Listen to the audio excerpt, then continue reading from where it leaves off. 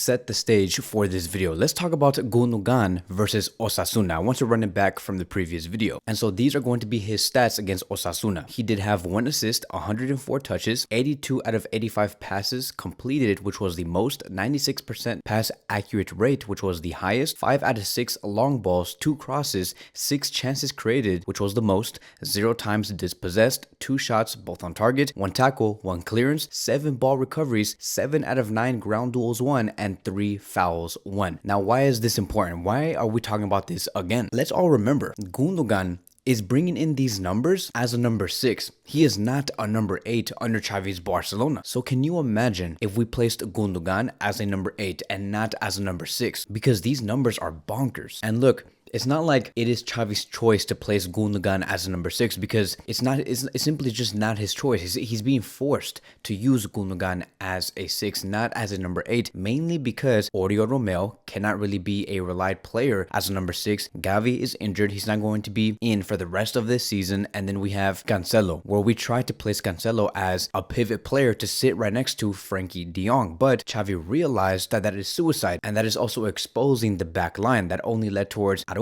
and Koundé or Christensen being the only defenders when the opposition does have the ball, which is why he's like, okay, let's not place Cancelo on the right back position and convert him into a double pivot with Frankie de Jong. I'd rather just have Koundé there and just have a back 3 of Koundé, Christensen, and Araujo, which is why now we're here today with Gundogan as a 6 and right next to Frankie de Jong. He does not play in high areas, and so the fact that he's bringing in numbers like this and what he did against Osasuna, it is amazing. And to be honest, I do like this role. I like the role that Gundogan is in with Frankie de Jong, because they are supporters for the back line. Or when Iñaki Peña has the ball and you have Araujo and Koundé, right? They spread out wide. Either Frankie or Gundogan are always ready to receive the ball and drop deep to be that player that Iñaki Peña can pass it to. And so not even Frankie de Jong can pull numbers like this. So I love Gundogan as a number 6, but he can be even better as a number 8. Let's remember that he provided that assist against Osasuna, and that assist to Lewandowski was just, it was just something out of this world. And it broke the nerves for the whole Barcelona team. So he was a leader. And so with that assist being added to his name this season, he now has 10 direct goal contributions with 3 goals and 7 assists in 26 games. That is combining all of the competitions together. So he did assist the opener versus Cadiz, he assisted the opener versus Osasuna, he assisted the opener versus Antwerp,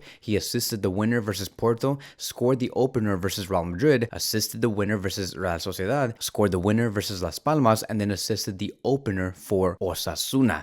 So this is all just a big summary of what a big time player could bring to their brand new club. It's a big time player showing up as a big time player, as we expected him to be. This guy here has no problems transitioning his success to Barcelona. He has no problems transitioning his experience to Barcelona, and he definitely has no problems showing up in big moments like he did at Man City, now bringing it to FC Barcelona. I just love that. So he's probably going to go down as probably the best signing that Barcelona made in the past summer. And the fact that he came here for free, that is great business coming from Joan Laporta, Xavi Hernandez, and our previous sporting director, Mateo Alemán. Also, Gundogan has already registered 7 assists this season for Barcelona. He is just 1 away from equaling his personal best record of 8 assists, which was back in the 2018-2019 season with Manchester City. So there is a high chance, my friends, that he could beat his personal best with FC Barcelona. And I hope that this personal best season that he is having comes with trophies. We win the Spanish Super Cup, we can win the Copa del Rey, and we win La Liga, or maybe even potentially the Champions League if everything does go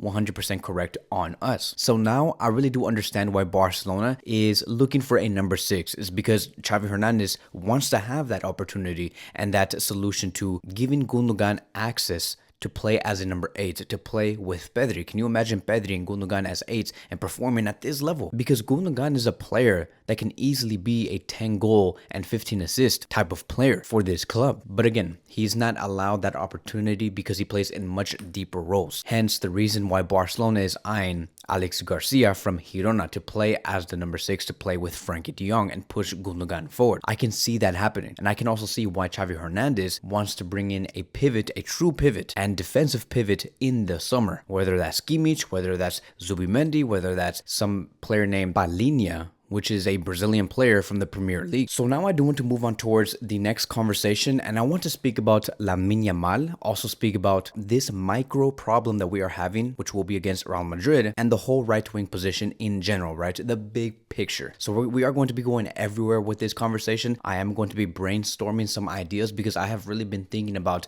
the future of this right-wing position and Lamine Yamal. So let's talk about that. So as of now, our micro problem is that Raphinha is not going to be available against Real Madrid because he is injured. There's been many sources claiming that Raphinha will not make it. It is just impossible. But many sources are also claiming that Raphinha is going to be coming in back to the squad in different timelines. So they all say the same thing in terms of not making it for the match against Real Madrid, but there is different expected returns. We heard from Mundo Deportivo that Raphinha will be out for around a month and is doubtful for the match against Napoli. And then we have Tony Juan Marti claiming that Raphinha will be out for 3 to 4 weeks, and Barcelona believe that he will be fit for the Napoli game. And then we have Javi Miguel claiming that Raphinha is expected to recover in 2 weeks. So very different contradicting reports, but for sure he will not make it for the match against Real Madrid in 2 days. So the fact that Barcelona lost a very important player in the middle of this tournament is concerning because we have a chance to beat Real Madrid, which will not be easy, but we have a chance to beat them and then bring ourselves confidence, which is why it's important for everybody to be available. Because let me tell you, if Barcelona win this trophy, these players will feel very inspired moving forward that they can win other trophies, that they can also win, especially La Liga, because I know they're going to be saying, hey, look, we just beat Real Madrid. We knocked them out. We're the winners. How is Real Madrid in first place in La Liga? We have to defeat them. We can definitely go into first place. This is the team that is representing the first place of La Liga, and we just beat them. We can go into first place. It is very much possible. I can see the players saying that if they do beat Real Madrid on Sunday. And so look, losing Raphinha, we are going to be losing tremendous things, which is why I want to introduce Lamine Yamal, because Lamine Yamal is a player that I can trust, to be honest. I'm not necessarily saying that Lamine Yamal should be a player that has to carry the whole weight for this attack. I'm not saying that, but what I'm saying is that Lamine Yamal is much more compatible with the other players. He invites the other players to play with him, and that is why he is always so involved in the attack, why he's so able to be that supplemental player for the other players to blossom, is because Lamine Yamal knows how to find those players in those little pockets of spaces. And to be honest, Lamine Yamal is in a good moment right now. He is claimed as the youngest goal scorer in the Supercopa. He is claimed as the youngest goal scorer in La Liga, the youngest goal scorer in the Spanish national team. But most importantly is that he is not just scoring and then disappearing. He's scoring and then also being involved with Barcelona's attack. So he is a protagonist and he never ever looks nervous, which is why I give my confidence to these players, especially Lamine Yamal, that he can deliver for Barcelona, and especially in this final against Real Madrid. Now, I'm very well aware that Raphinha works the hardest out of all players. If you compare the work rate of Raphinha and Lamine Yamal, Raphinha is the real winner. But if you compare the talents of these two players, Lamine Yamal simply has more talent, and you can see that through Xavi's Barcelona. So I have been so confident on this player lately, right? This is also what's going to transition me to like a different conversation about like the whole big picture of the right wing position. There has been a lot of talks in the past couple of hours between Barcelona and Estevao Willian and the agent and his club, and it has been said that Barcelona are really struggling on completing this deal with Estevao Willian, who is a right winger for his team, because simply, you know, it is 60 million euros that Barcelona have to give up. And we are starting to see many sources claiming that Barcelona don't have it, that they need more time, and that we're seeing Chelsea trying to complete this move and fast forwarding this process of locking down this deal. And so I'm looking at this whole situation and I'm like, okay, if Barcelona is really going to be having trouble signing this 16 to 17-year-old player for 60 million euros because it's simply just too much, why don't we just give it up? Why don't we just like let go of this operation of Estevao Willian and just focus on Lamine Yamal and his talents, because of what we have been seeing as of late, and because, you know, giving up 60 million euros is just simply too much for a team like Barcelona, and they can invest that for another player, and a player that can be much more experienced and much more promising, and a player that can definitely give much more of a bigger impact and immediate impact at the club. And yes, I have said that if we sign Estevao Willian, he can be a great competitor to Lamine Yamal, and they can fight for that position on the right wing. But I was looking at those two talents, right? I was looking at Lamine Yamal and I was looking at Estevao Willian, and I'm like, it is quite clear that Lamine Yamal has much more talent compared compared to Esteval William. I think that it's important for us to develop Lamine Yamal correctly and not have these two players always battle for the right wing position for the next 8 to 10 years. I don't think that that would be the most suitable and the best way to progress Lamine Yamal's development as a player. And so I was just like, can you imagine if Barcelona go through all this struggle, all this stress, give up the 60 million euros, which is something that was a gamble to them, and he underperforms. And we also decrease the development of Lamine Yamal while doing all of this. It would be horrible. And so I think that, yes, we still need some sort of competition for Lamine Yamal on the right wing, but to decrease this gamble of letting go of so much funds and not have the club lose on this situation, I think that maybe in the summer we should really look to maybe sell Raphinha, sell some other players, and also like lock down some other deals to bring funds in, and then go for Bernardo Silva, a player that does bring experience, that does bring success, that can bring that immediate impact, and we don't have to wait for Esteval William to bring something to Barcelona. Because really think about that, right? Bernardo Silva is a player that can come in the summer. If we sign Esteval William like now and we lock down the deal, he can't come until the next summer. And so I think that if we bring Bernardo Silva in this summer, he can give us great success, very similar to Gundogan. Look how Gundogan came to Barcelona and brought his experiences and his success to Barcelona from Man City to this club. And he's telling these players, hey, look, this is what Man City have been doing.